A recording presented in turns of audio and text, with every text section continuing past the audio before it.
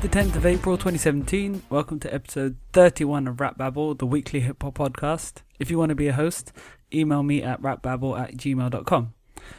So, Tupac was inducted into the Rock and Roll Hall of Fame, which is a good move. I mean, he is one of the most rock and roll artists that we have in hip hop. He's a legend, so he definitely deserves to be in there. Snoop Dogg gave a speech, and T.I. did a performance of one of Tupac's songs dressed as him. I found this a bit eerie. I did not like this. It just looks... At first, I thought it was... I couldn't figure out what it was because obviously he's dead, so it's not him. I couldn't see T.I.'s face. All I could see is the clothes that looked like Tupac. So I was a bit confused at first. And then I saw a bit of the performance and it just looked strange for him to be dressed up as him. I didn't like it. And a lot of people criticised it, and T.I. went on a rant. It was a selfie rant on his phone. He recorded it, and he made his displeasure known. Pretty viciously as well, actually. He was really upset about it. But yeah, I didn't like that. Moving on to the next story, a mask off challenge, which I find really interesting, which is all about Future. So for one of Future's albums, his last album, he put 2 out in 2 weeks. So on one of those 2, he had a song called Mask Off, and there was a flute playing in the beat.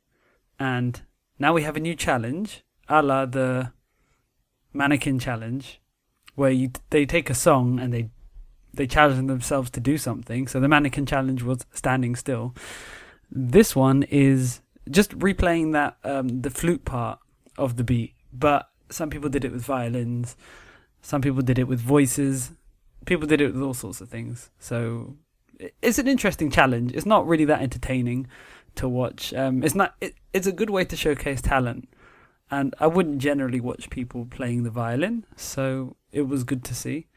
Not as interesting as the mannequin challenge, and I doubt it's going to be as popular, but another one of these songs, very popular songs, or songs that were unknown before, gaining popularity. And Mask Off isn't a bad song. I kept it when I got Future's albums, and I got rid of the tracks I didn't like. I kept Mask Off, so I like the song.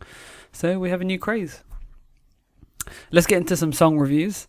The first one is Biking by Frank Ocean, and it features Jay-Z and Tyler the Creator. So already we have something pretty powerful there, just from the names. You know, when I saw Jay-Z there, I thought, let me go and check this out. I'm a huge Jay-Z fan, and I was bitterly disappointed. His part, firstly, has some quite bad audio quality, and I think that might have been purposeful to be artistic. It was just a piano, which can work. For example, Nas's intro, he has a song where it's just a piano. It was produced by Jay Electronica on one of his later albums. That worked really well, but in this case, it didn't work. And just Jay-Z's verse was just really jumbled. Like, I had trouble understanding what he was saying. He had some really weak lines as well, and it just seemed really bad. Even worse than some of the chart rappers, which, you know, sometimes they're weak lyricists. But this was even worse than that. This was like, it wasn't just, you're not very good. This is actually bad. I didn't like that verse. And then Frank Ocean came along, and he did his thing. I wasn't that fond of the song overall, but I like that it reminds me what Frank Ocean can do. And so I want to go back and check out some of his other things. And when he's only talking about maybe one topic, and when he's really singing his heart out, he's going to sound great. And I know already has material out there, so it's reminded me to go check him out. And Tyler the Creator was on there as well. The next song is Kendrick Lamar, The Heart, Part 4. So Kendrick has put out 4 songs in this Heart series, and his album is coming out within a week. So he's putting out these songs beforehand, and this was split into 2 parts.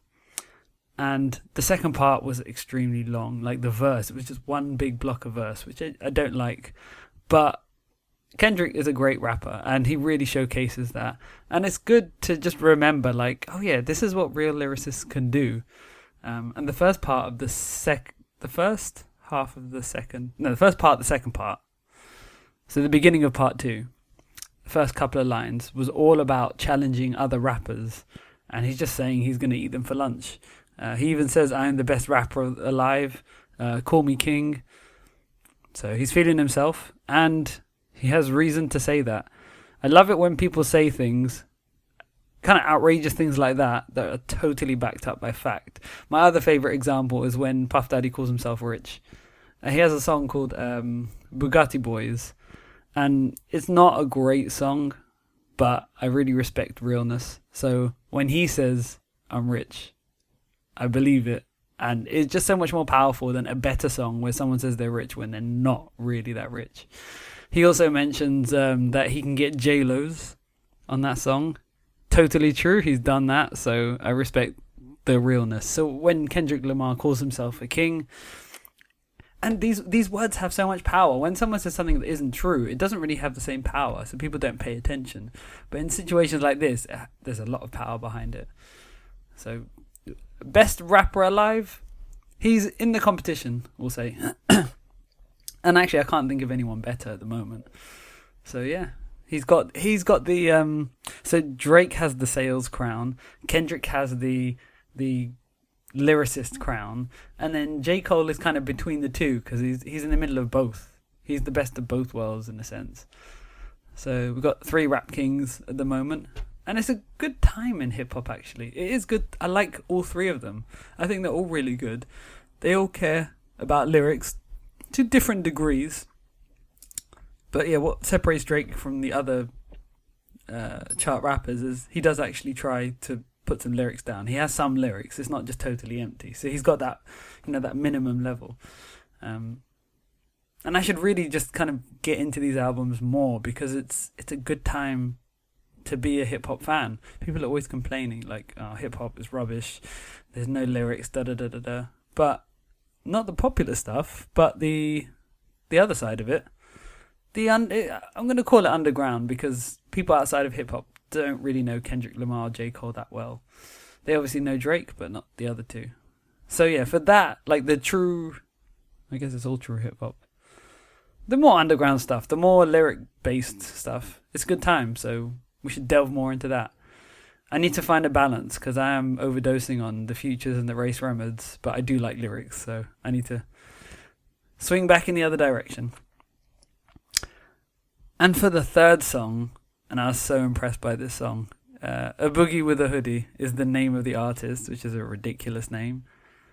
But he has a song called Drowning, and I just totally fell in love with this song. This song is amazing. The beat, the melodies, the artwork. Even the artwork was powerful. So he's talking about drowning, metaphorically speaking, and he's talking about jewelry and all things he can buy with his money. So he mostly focuses on jewelry. And I'm not entirely sure. He kind of implies it's a bad thing that he buys all this jewelry. And why do girls like me? Is it because of my jewelry? He says. But then again, he is kind of showing it off. So it's kind of hard to work out whether it's not a song which is specifically saying, "Oh, buying all this jewelry is bad," or "buying all this jewelry is great." It doesn't glamorize it. It does kind of, actually. In fact, there's more glamorization than actually saying it's bad. But it's not clear. It's not 100% clear which side he's on. And this is something that's good in art sometimes. It's good to not totally know what the artist is saying and trying to figure it out. I wish there was a bit more to pick at here. I think he only has like 1 or 2 lines where it's negative, and the rest is kind of like, it's kind of like when you complain, but it's a brag complain. Like, "Oh, I've got so much money. People keep asking me to borrow money. Oh, I'm so rich." Or, it's like that. That's what this song is like. But the melodies really work so well, and the lyrics are clear. I really appreciate like clear lyrics. I know what he's saying at all times, and I hate it when they're just like punchline rappers or they're just not putting any thought to what they're saying. This guy is, I just love how the clarity of his music. I feel like the rest and the others are probably overdosed on a lot of stuff, so it kind of makes them less coherent. But this is so coherent, and the beat was so good, and he's really doing the melodies really, really well.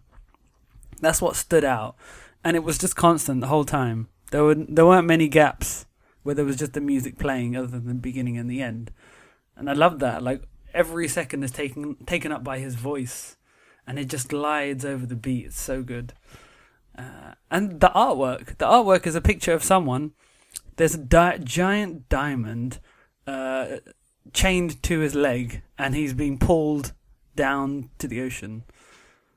And it looks pretty stunning, actually, when you look at it. And I appreciate good artwork, so I really liked seeing that. And it fits in, like, when the song title and the artwork and the lyrics all match together. For me, it's just perfect. I love everything to be lined up and everything to be, thought to be put in all of it. And he did that. There was a low moment, however, and that's the feature of Kodak Black. Kodak Black is... I liked him on a different song. He had a song called Lockjaw, which is actually French Montana's song. But it was one of those situations where Kodak he took over. I think he did more of the verses. French did a verse and the chorus. But Kodak really stole the show. And French Montana was a bit boring because he's just rapping about the same things and nothing specific. I've got a lot of money, I'm really successful, blah, blah, blah. So it's kind of forgettable. And then you get this other guy who's totally new. He has a really unique sounding voice. And he's fascinating. So I was really into Kodak Black in that song. He was new and fresh and exciting on that song. And he really outshined French Montana. But then in this song, firstly, he doesn't sound good. His voice doesn't sound very good. He doesn't sound very smooth. So in comparison to Boogie, he sounds really bad. The lyrics are actually pretty bad too. And he looks like he doesn't even deserve to be a rapper from the way he's sounding. And he shouldn't have been included at all. He takes away from the song because you go from this really nice, smooth sounding thing to something that's a lot rougher. And I think the rougher Kodak Black works better on rougher songs, but it doesn't work on this song. And he's not being poetic at all.